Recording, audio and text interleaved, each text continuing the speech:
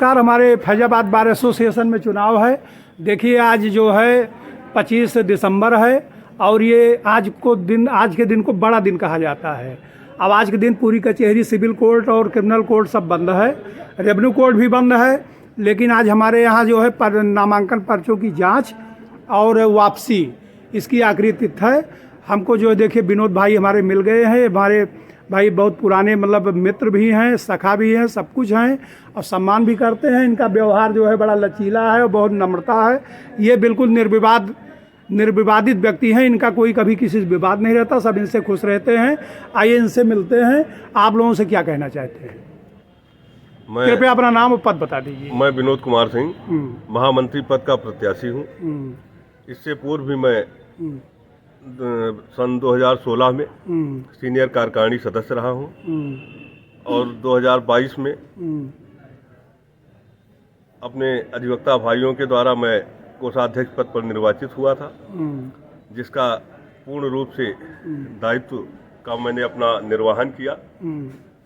जितना मुझसे हो सका ईमानदारी अपने कर्तव्यों का निर्वहन में किया, जिससे सभी अधिवक्ता भाई हमारे जानते भी हैं। और इस वर्ष मैं महामंत्री पद का प्रत्याशी हूँ। पुनः आप सभी अपने भाइयों के बीच आया हूँ और इस उद्देश्य के साथ आया हूँ कि इधर विगत 3 वर्षों में कार्य विरत बहुत ही ज़्यादा रहा। कार्य का अवसर हमारे जो कनिष्ठ अधिवक्ता साथी हैं उनको काम सीखने का भी अवसर बहुत कम मिला है। हम कार्य विरत के ना तो हम ये भी नहीं है कि हम कार्य विरत के विरोधी हैं, लेकिन अनावश्यक कार्य विरत हम कतई नहीं चाहते हैं। और मैं 2022 में जब मैं कोषाध्यक्ष पद पर रहा हूँ, गिने चुने दिन शायद कार्य विरत रहा होगा। अनवरत पूरे सत्र कार्य हुआ। अच्छा, सबको कार्य करने का अवसर मिला। वकील साहब ये बतावें कि हम जो सीनियर अधिवक्ता महोदयगण हैं हमारे जी, उनसे मतलब आप उनके लिए क्या करना चाहेंगे और क्या कहना चाहेंगे? वरिष्ठ अधिवक्ताओं के सम्मान की रक्षा ये सर्वप्रथम हमारा उद्देश्य होगा कि उनके सम्मान को कहीं ठेस न पहुंचे। और जो कनिष्ठ साथी हैं उनके कार्य का पूर्ण रूप से उनको अवसर प्रदान हो और अपने इस संघ का उत्तरोत्तर विकास हो, यही हमारा मुख्य उद्देश्य है। अच्छा, वोट चाहिए कि आशीर्वाद चाहिए? आशीर्वाद और वोट दोनों चाहिए। अच्छा, जो आपके जूनियर हैं तो क्या उनसे सीनियर से आशीर्वाद लेंगे कि जूनियर से? नहीं, उनसे सहयोग लेंगे। जूनियर से सहयोग लेंगे? जूनियर से सहयोग लेंगे। अच्छा। वरिष्ठों से आशीर्वाद लेंगे, आशीर्वाद स्वरूपी मत भी लेंगे। अच्छा, तो केवल मतलब क्या मतलब 3 चीज आप चाहेंगे? जी जी। क्या क्या उसमें? आशीर्वाद, सहयोग और वोट, तीनों आप चाहेंगे? जी जी। अच्छा, एक बात और बता दें, जैसे आप महामंत्री पद पे बैठेंगे तो देखिए जो भी कार्य होता है जनरल बॉडी तय करती है और उसके बाद जो फैसला आता है फैसला अध्यक्ष जी देते हैं। तो महामंत्री पद का जो दायित्व है तो उसका तो आप निर्वहन करेंगे ही। अब बीच में एक चीज ये जानना चाहेंगे, ये चीज जानना चाहेंगे अरे भाई ये चीज जानना चाहेंगे कि जैसे मान लीजिए आकस्मिक किसी अधिवक्ता को कोई जरूरत पड़ गई, कोई मेडिकल रिलीफ की जरूरत पड़ गई या कोई समस्या आ गई, तो उसमें आप क्या करेंगे? जैसे मान लीजिए 3 दिन 4 दिन कचहरी बंद है, अवकाश है, किसी अधिवक्ता का निधन हो गया, कि कोई अधिवक्ता बीमार हो गया, उसको आवश्यकता पड़ी या थाना पुलिस से कोई जरूरत फंस गई, तो उसमें आप क्या करेंगे? हमारे वर्ष 2022 के कोषाध्यक्ष पद का जब मैं कोषाध्यक्ष पद पर निर्वाचित हुआ था, उस समय भी कई ऐसी परिस्थितियां आई जिसमें अवकाश के दिन किसी हमारे अधिवक्ता बंधु का निधन हुआ। मैं स्वयं कार्यालय लिपिक को बुला करके, महामंत्री हमारे श्री के पटेल जी थे, अध्यक्ष श्री सुशील कुमार चौबे जी थे, आप लोगों से वार्ता करके सब लोग आ करके और तत्काल जो है अविलंब जनरल फंड से कुछ धनराशि रहती है बाबू के पास, बाबू को स्वयं अपने साथ ले जा करके मैं घाट तक पहुंचा हूं, उनके घर तक पहुंचा हूं।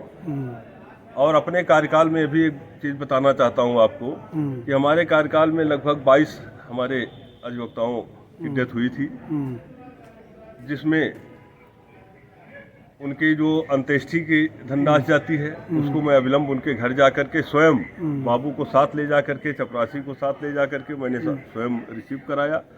और सभी का SMRF जो मृत्योपरांत जो धनराशि मिलती है अपने ही कार्यकाल में मैंने उसको भी निपटा दिया था। और उससे पहले के जो बकायेदार थे लगभग 25 से 26 लोगों का पुराने का भी हमने SMRF की धनराशि दी थी। और 22 के बाद से शायद जहाँ तक हमें जानकारी है कि बहुत ही कम लोगों को शायद मिला हो किसी को, वरना आज तक SMRF की धनराशि बिल्कुल नहीं, उसमें किसी का ध्यान ही नहीं जाता है। जबकि हमारे अधिवक्ता भाइयों का ही पैसा है लेकिन उनको नहीं मिल पाता समय से।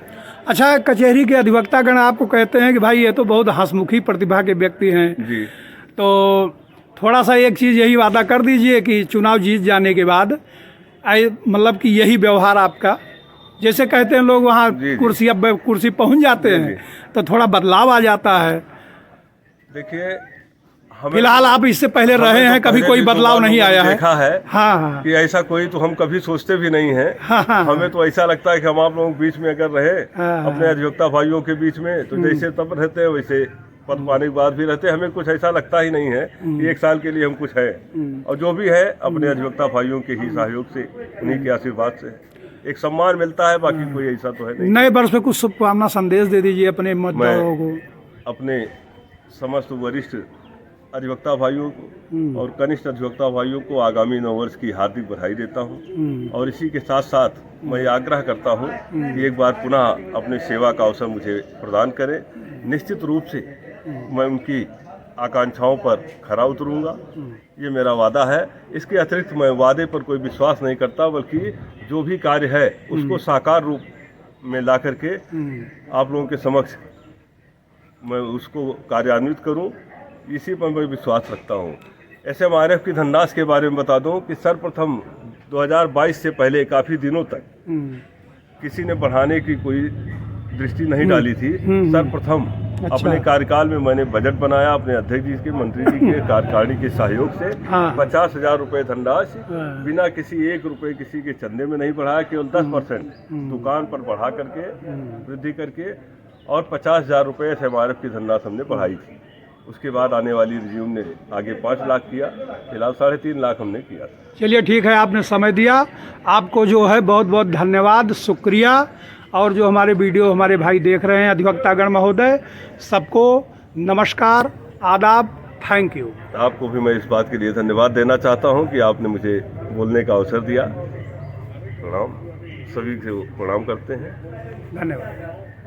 मैं अपने समस्त अधिवक्ता बंधुओं को ये भी अवगत कराना चाहता हूं कि वर्ष 2022 में जब मैं कोषाध्यक्ष था, उस समय समय पर जैसे त्रैमासिक बजट जो चस्पा किया जाता है वो निरंतर मैंने नियमानुसार, बाइलाज के अनुसार उसको समय पर समस्त अधिवक्ता साथियों को मैंने अवगत कराया कि क्या आय है हमारी, क्या व्यय है।